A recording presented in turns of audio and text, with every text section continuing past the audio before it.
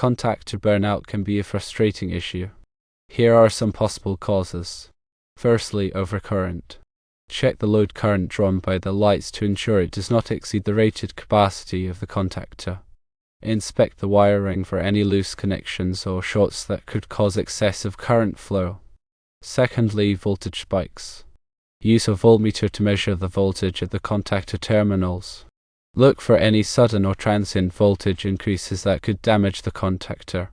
Consider installing a surge protector to prevent voltage spikes. Thirdly, control circuit issues. Check the photoelectric cell and associated wiring for any shorts or open circuits. Ensure that the control voltage is 120 volts and stable. Inspect the contactor coil terminals for any overheating or damage. Fourthly, internal faults. Inspect the contactor itself for any physical damage, such as cracked insulation or scorched contacts. Have the contactor tested by a qualified electrician to rule out any internal faults.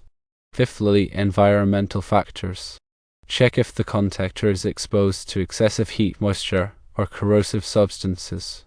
Ensure that the contactor is mounted in a clean and well-ventilated environment. Sixthly, incorrect contactor selection.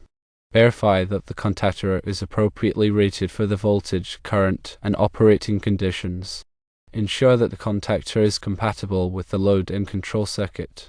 Here are some troubleshooting steps to consider. 1. Isolating the issue. Turn off the power and disconnect the load from the contactor. If the contactor no longer burns out, the issue likely lies within the load or control circuit. 2. Checking connections. Inspect all wiring connections for tightness and continuity. Ensure that the wire gauge is appropriate for the current load. 3. Measuring voltage. Use a voltmeter to measure the voltage at the contactor terminals during normal operation. 4. Examining the contactor. Inspect the contactor thoroughly for any physical damage or signs of overheating. Check the coil terminals and contacts. 5. Test the control circuit. Verify that the photoelectric cell is functioning properly and that the control voltage is stable. 6. Replacing components. If necessary, replace burnt-out components, such as the contactor or breakers. 7. Monitor and retest. Observe the contactor for several days after repair to ensure it functions reliably. If the problem persists, consult with a qualified electrician for further troubleshooting and repair.